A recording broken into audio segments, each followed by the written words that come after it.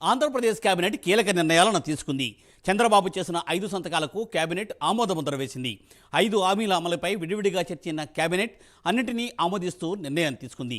Mega డిఎస్సితో పాటుగా land titling act రద్దుకు cabinet ఆమోదముద్ర వేసింది. అలాగే గతంలో ఉన్న అన్నా క్యాంటీన్లను పునరుద్ధరిస్తూ నిర్ణయం కూడా తీసుకున్నారు. ఇక సూపర్ 6లో ఇచ్చిన హామీల ప్రకారం పెన్షన్లు పెంచుతూ నిర్ణయం తీసుకున్నారు. స్కిల్ సైన్సెస్కు సైతం కేబినెట్ ఆమోదం తెలిపింది. ఇక గతంలో వివాదాస్పదం అయిన వైఎస్ఆర్ హెల్త్ విశ్వవిద్యాలయం పేరును ఎన్టీఆర్ హెల్త్ విశ్వవిద్యాలయంగా మారుస్తూ నిర్ణయం తీసుకుంది cabinet.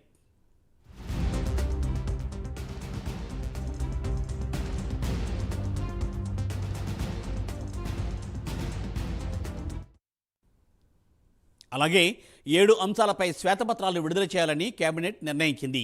Polavaram, Amaravati, liquor, mining శాఖలపై శ్వేతపత్రాలు విడుదల చేయాలని కేబినెట్ సమావేశంలో నిర్ణయం తీసుకున్నారు. ఫైనాన్స్, విద్యుత్ శాఖలపైన శ్వేతపత్రాలు విడుదల చేయాలని నిర్ణయించారు. సచివాలయ సిబ్బంది ద్వారా పెన్షన్లు పంపిణీ చేయాలని కేబినెట్ సమావేశంలో నిర్ణయం తీసుకున్నారు.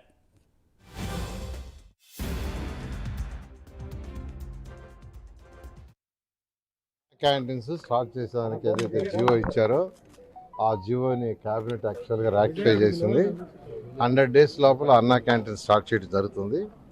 అంతకుముందు తెలుగుదేశం ప్రభుత్వం ఉన్నప్పుడు ఒక 183 అన్నా క్యాంటీన్స్ రన్నింగ్లో ఉన్నాయి. ఇమీడియట్గా ఆ 183 అన్నా క్యాంటీన్స్ స్టార్ట్ చేయడం జరుగుతుంది. ఎందుకంటే వాటికి సంబంధించి యాక్చువల్గా టోటల్ ఇన్ఫ్రాస్ట్రక్చర్ ఉంది కాబట్టి స్టార్ట్ చేస్తాం. మరొక 20 అన్నా క్యాంటీన్స్ యాక్చువల్గా అప్పుడు శాంక్షన్ చేస్తున్నాయి. అయితే వాటి వర్క్ డిఫరెంట్ స్టేజ్లో ఉన్నాయి. క్యాబినెట్లో యాక్చువల్గా నిర్ణయించడం జరిగింది. రాజధాని అంటే యాక్చువల్గా సీఎం గారు కూడా రాజధాని మొత్తం విజిట్ చేశారు. కొన్ని బిల్డింగ్స్ అంటే ఫర్ ఎగ్జాంపుల్ జ్యుడిషియల్ బంగళాలు కానీ లేదంటే ఐఏఎస్ ఆఫీసర్ కొన్ని బంగళాలు కానీ అసలు అవపుట్టాలి. ఎందుకంటే మొత్తం తుమ్మ చెట్ల మధ్యలో ఉన్నాయి.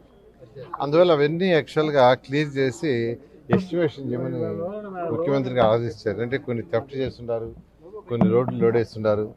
అవన్నీ ఎస్టిమేషన్ చేసిన తర్వాత ఒకసారి మళ్ళీ సీఎం గారితో కూర్చొని దాని మీద డిస్కస్ చేసి ఏ విధంగా ముందుకు పోవాలి అనే దాంతో ఒక ప్లాన్ ఆఫ్ యాక్షన్తో ప్రజలందరికీ తెలియజేయడం జరుగుతుంది.